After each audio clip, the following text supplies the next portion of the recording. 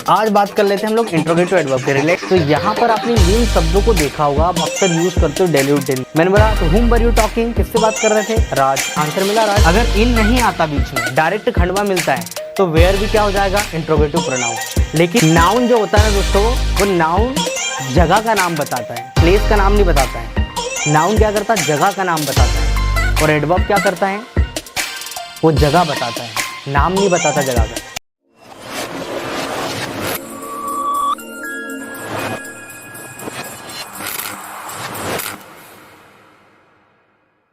Hey everyone, good evening to all of you once again. Welcome you to on my YouTube channel RD King English. This is actually third part of adverb in which we are going to learn and interrogative and relative adverbs, right?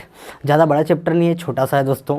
मेरे को सिर्फ आपको I have to make you inculcate, मुझे सिर्फ समझाना आपको किस तरीके से आप आइडेंटिफाई कर सकते हो, राइट? तो शुरुआत करते हैं हमारा चैप्टर की थर्ड पार्ट की, दैट इज़ इंट्रोगेटिव एडवर्ब। अभी जो कुछ समय पहले जो वीडियो डाला था दोस्तों, आई होप कि आपने वो देख लिया होगा।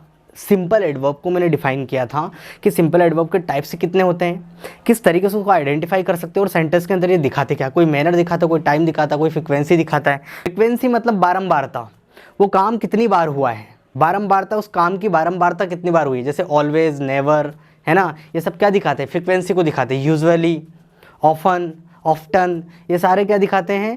एडवर्ब ऑफ फ्रिक्वेंसी को दिखाते हैं। चलिए शुरुआत करते हैं।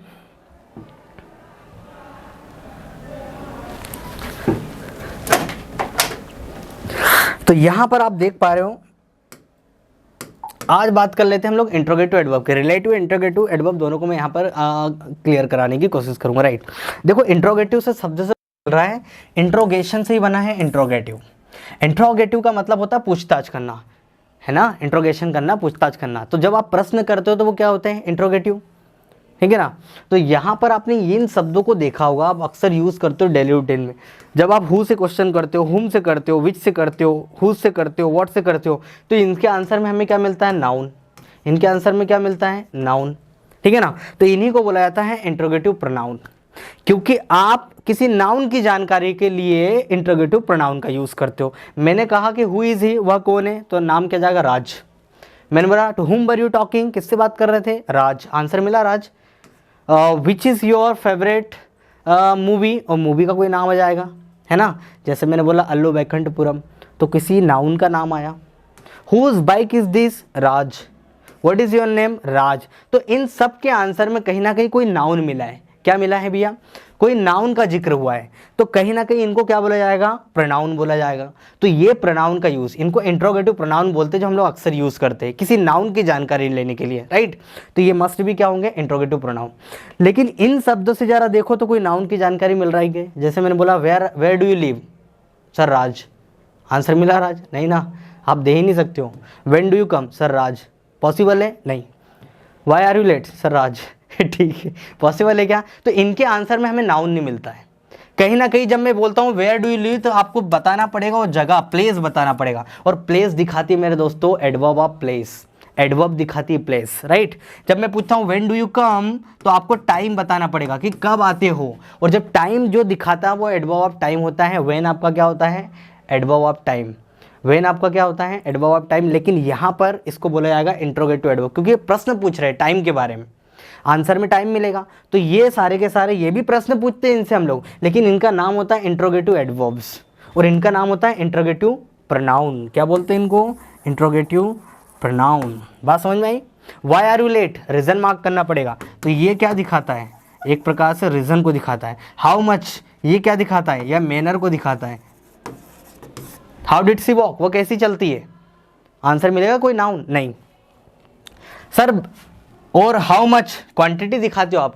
हाउ मच डिड यू पे फॉर दैट, उसके लिए तुमने कितना पे किया, क्वांटिटी दिखाना है आपको। ये काम सिर्फ कर सकता है adverb. How many times, frequency, बारंबारता दिखाना है कि कितनी बार ये काम हुआ है, कितनी बार ये काम हुआ है, ठीक है ना? तो ये सारे से जब आप प्रश्न पूछते हो दोस्तों, तो कहीं ना कहीं किसी में क्वांटिटी का आंसर आता है, किसी में टाइम दिखाना पड़ता है, किसी में प्लेस दिखाना पड़ता है, किसी में रीजन मार्क करना पड़ता है, किसी में मैनर दिखाना पड़ता है। ये सारे काम होते हैं एडवर्ब के। तो इनको बोला जाता है इंट्रोगेटिव एडवर्ब, क्योंकि इनके आंसर में आपको क्या मिलेगा? एडवर्ब ही तो आंसर मिलेगा। जैसे मैंने पूछा वेयर डू यू लिव, तुम कहाँ रहते हो? मैंने पूछा वेयर डू यू लीव, तो आप क्या बोलोगे, I live in Bhopal. Sir where भी तो नाउन, वेयर भी तो जो होता है वो नाउन की जानकारी देता है, क्योंकि नाउन की हमने डेफिनेशन पढ़ी, noun is a name of person, place, place place place और थिंग, तो नाउन भी तो प्लेस की जानकारी देता है। देखो मैंने पूछा वेयर डू यू लिव, तुम कहाँ रहते हो, इसका आंसर में अगर मुझे डायरेक्ट नाउन मिलेगा, अगर मुझे डायरेक्ट नाउन मिलेगा भैया, तो मैं इसको बोल सकता हूँ दोस्तों, क्या बोल सकता हूँ, इसको प्रोनाउन बोल सकता हूँ वेयर को। कैसे, अगर मैं लिखता हूँ आई लीव इन खंडवा, क्या मिला भैया मुझे, इन खंडवा, अगर इन नहीं आता बीच में, डायरेक्ट खंडवा मिलता है, तो वेयर भी क्या हो जाएगा, इंट्रोगेटिव प्रोनाउन। लेकिन हमें एक प्रेपोजिशन लगा के क्या लिखना पड़ेगा, एक जगह का नाम लिखना पड़ेगा प्रेपोजिशन के बाद। तो याद रखना कुछ प्रेपोजिशन, एट, ऑन, कहाँ पर भैया, ऑन द सोफा, कहाँ पर रखी है, ऑन सोफा, तो ऑन सोफा क्या है, एडवर्ब ऑफ प्लेस ही तो है। On chair adverb of place, at mall adverb of place, in room adverb of place, ये सारे क्या है, एडवर्ब ऑफ प्लेस ही तो है दोस्तों, ये प्लेस की ही जानकारी देते हैं। सर फिर अभी भी कंफ्यूजन हो रहा है, देखो नाउन जो होता है ना दोस्तों, वो नाउन जगह का नाम बताता है, प्लेस का नाम नहीं बताता है। नाउन क्या करता है, जगह का नाम बताता है, और एडवर्ब क्या करता है, वो जगह बताता है, नाम नहीं बताता जगह का। जैसे आई लिव इन खंडवा, तो यहाँ पर जगह का नाम बता रहा हूँ मैं, प्लेस, डायरेक्ट प्लेस की जानकारी, मतलब डायरेक्ट उस पर्टिकुलर नाउन की जानकारी नहीं दे रहा हूँ, प्लेस दिखा रहा हूँ, आई लिव इन खंडवा, मैं खंडवा में रहता हूँ, ठीक है ना। लेकिन जब मैंने बोला हु इज़ ही, तो आपने बोल दिया राहुल, डायरेक्ट नाउन आ रहा है। तो जब आप वेयर से क्वेश्चन करो और उसके आंसर में डायरेक्ट नाउन आता, तो वेयर को भी हम लोग इंट्रोगेटिव प्रोनाउन बोल सकते हैं। लेकिन डायरेक्ट आंसर नहीं आ रहा, तो उसको बोला जाएगा इंट्रोगेटिव एडवर्ब। मेरा पॉइंट क्लियर हुआ, नहीं हुआ तो धीरे धीरे धीरे धीरे सारी चीज़ें आपको समझ में आएगी। पर अभी कॉमन तौर पर अभी याद रखो, where, when, why, how, how many times, इनसे आप कहीं ना कहीं किसी एडवर्ब की जानकारी लेते हो। वेयर से आप प्लेस की जानकारी लेते हो, वेन से आप टाइम की लेते हो, वाई से आप रीज़न मार्क करते हो, हाउ से आप क्या पूछते हो, मैनर पूछते हो, इससे क्वांटिटी बताते हो, और इसमें बारंबारता बताते हो, वो काम कितनी बार हुआ है। तो इनको बोला जाता है एडवर्ब ऑफ। चलो कुछ एग्जाम्पल से समझते हैं।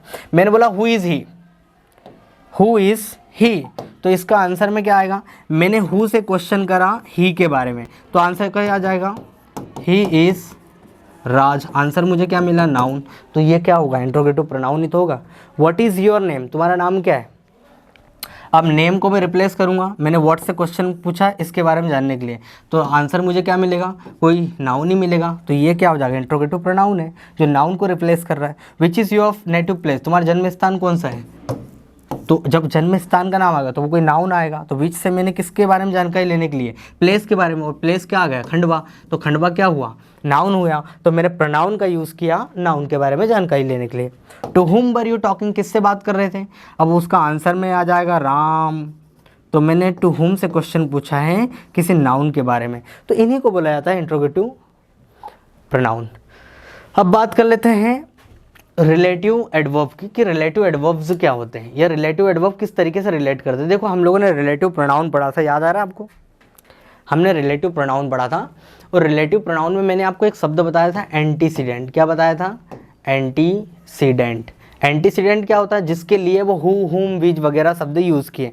जैसे मैंने बोला I saw a man who was sad, मैंने एक आदमी को देखा जो क्या था, उदास था, मैंने एक आदमी को देखा वो जो क्या था, उदास था। तो बेटा ये जो हु शब्द होता है ना, ये जो मेन होता है ना, ये एंटीसीडेंट है। एंटीसीडेंट वह पिछला शब्द, हु के बाद वाला पिछला शब्द जिसके लिए हु इस्तेमाल हुआ, ये मेन हु का क्या है, एंटीसीडेंट है।